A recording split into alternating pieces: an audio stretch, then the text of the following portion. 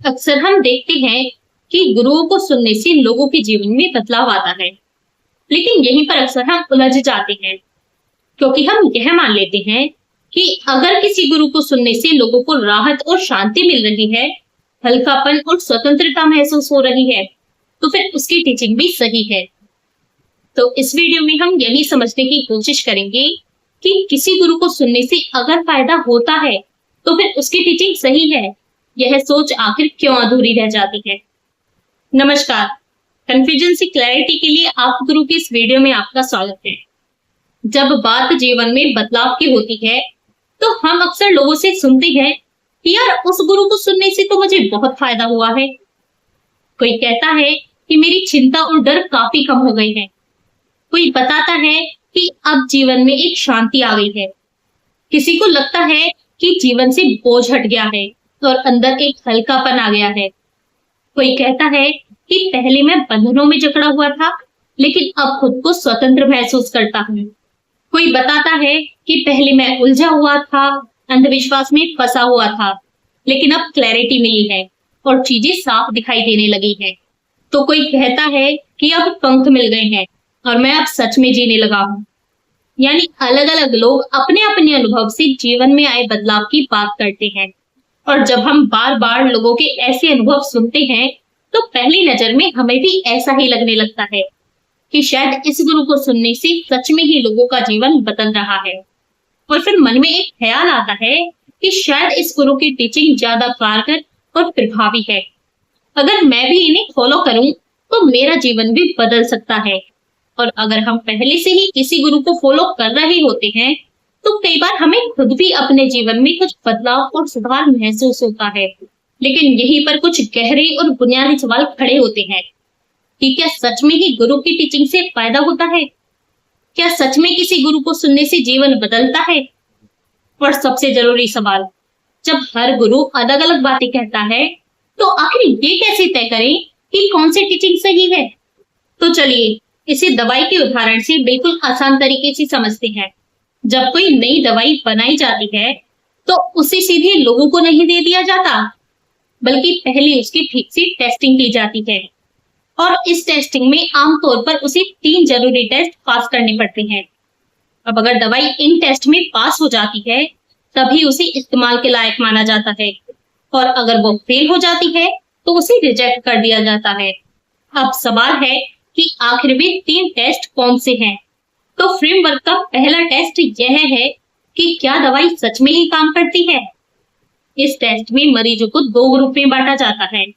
एक ग्रुप को असली दवाई दी जाती है और दूसरे ग्रुप को नकली दवाई दी जाती है, लेकिन उन्हें यह बताया नहीं जाता कि किसे क्या मिला है। अब इससे होता क्या है? तो जो व्यक्ति दवाई खा रहा होता है, तो वो यही मानकर खाता है कि मैं सही दवाई ले रहा हूँ और अब मैं ठीक हो जाऊंगा। उसका यही विश्वास उसके शरीर पर असर डालना शुरू कर देता है। क्यों?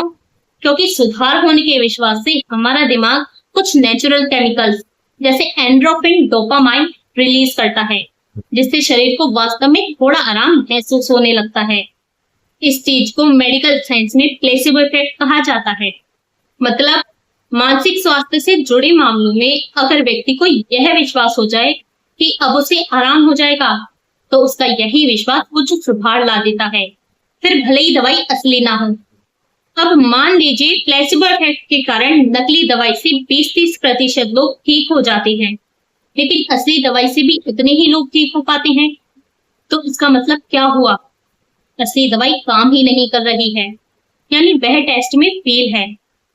लेकिन अगर प्लेसिबो इफेक्ट के कारण नकली दवाई से 20-30% लोग ठीक होते हैं, पर असली दवाई से 60-70% लोग ठीक हो जाते हैं, तो तब माना जाता है कि दवाई सच में ही काम कर रही है।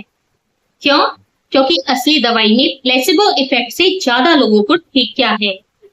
यानी टेस्ट में असली दवाई को प्लेसिबो से स्पष्ट रूप से बेहतर साबित होना पड़ता है। अब यही बात गुरु की टीचिंग पर लागू कीजिए।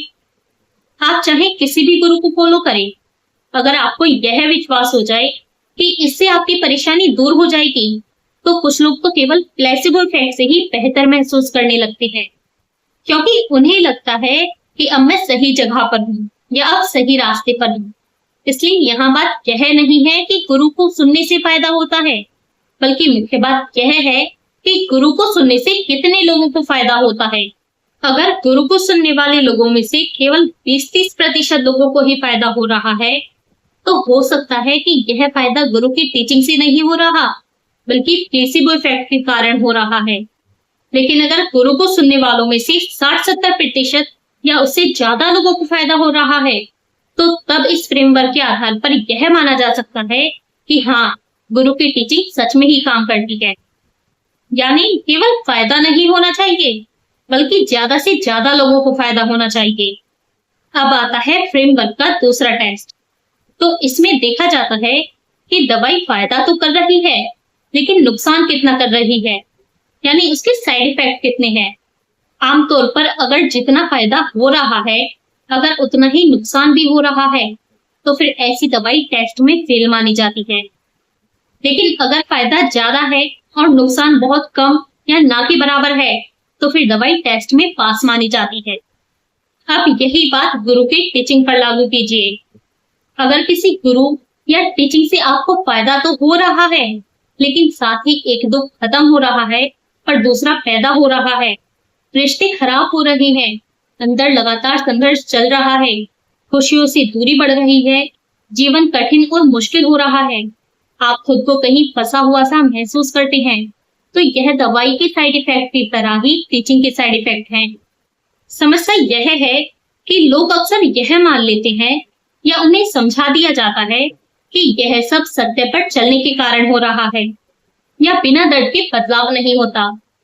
पर वास्तव में यह सत्य पर चलने से नहीं, बल्कि टीचिंग के साइड इफेक्ट के कारण हो रहा होता है।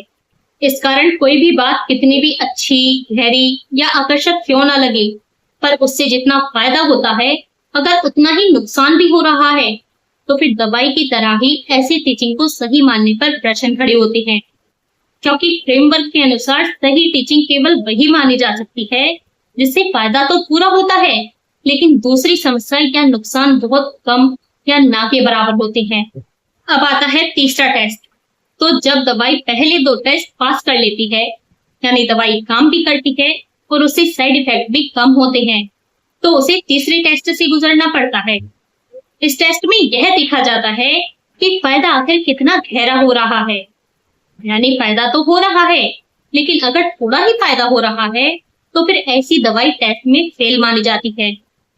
लेकिन अगर फायदा ज्यादा हो रहा होता है, तो फिर दवाई टेस्ट में पास मानी जाती है।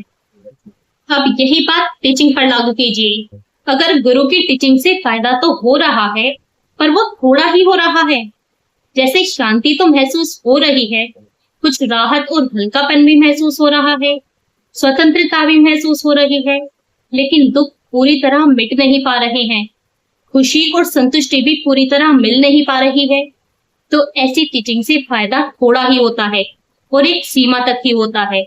इस कारण दवाई की तरह ही टीचिंग को सही मानने पर प्रश्न खड़े होते हैं, क्योंकि फ्रेमवर्क के अनुसार सही टीचिंग वही मानी जा सकती है जो अधिक से अधिक दुखों को भी हटा देती है और अधिक से अधिक खुशी और संतुष्टि भी दिला देती है।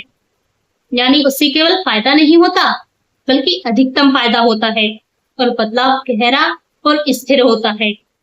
मतलब फ्रेमवर्क का पहला टेस्ट यह है कि टीचिंग से केवल फायदा नहीं होना चाहिए, बल्कि ज्यादा से ज्यादा लोगों को फायदा होना चाहिए। दूसरा टेस्ट यह है कि साइड इफेक्ट बहुत कम या ना के बराबर होना चाहिए। और तीसरा टेस्ट यह है कि फायदा पूरा या ज्यादा से ज्यादा होना चाहिए। अब अगर कोई भी टीचिंग या बात इन तीनों टेस्ट में पास हो जाती है, तो फ्रेमवर्क के अनुसार उसे सही टीचिंग माना जा सकता है।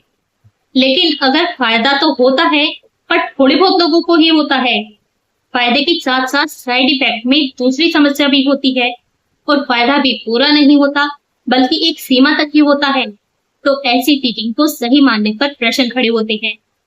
इन्हीं तीन टेस्ट के फ्रेमवर्क के आधार पर यह बात पूरी तरह जम ही नहीं पाती कि अगर गुरु को सुनने से फायदा हो रहा है या बदलाव हो रहा है, तो फिर उसकी टीचिंग भी सही है। और यहीं आकर टीचिंग से फायदा होने पर भी कहीं ना कहीं अधूरापन महसूस होने लगता है। अब अगर आपको ऐसा लगता है कि बहुत कुछ सुनने समझने की बात थी, जीवन में बदलाव को लेकर कुछ सवाल बाकी हैं, तो फिर ऐसे समय में चीजों को थोड़ा और गहराई से समझने की जरूरत महसूस हो सकती है। तो गहराई से समझने के लिए अगर आप चाहें तो इंस्टाग्राम पर हमारे ऑनलाइन सेशन से भी जुड़ सकते हैं। और अगर आपको ऐसे सवालों को गहराई से समझना अच्छा लगता है, तो फिर आप चाहें तो हमारी दूसरी वीडियो भी देख सकते हैं। और अगर इस वीडियो ने आपको कोई नई समझ दी हो तो कमेंट में जरूर बताइए। वीडियो पसंद आया हो तो लाइक करें, शेयर करें, और अगर आपने अभी तक चैनल सब्सक्राइब नहीं किया है तो कंफ्यूजन से क्लैरिटी के और वीडियो देखने के लिए सब्सक्राइब जरूर करें। इस वीडियो को देखने के लिए आपका धन्यवाद। मिलते हैं अगली वीडियो में।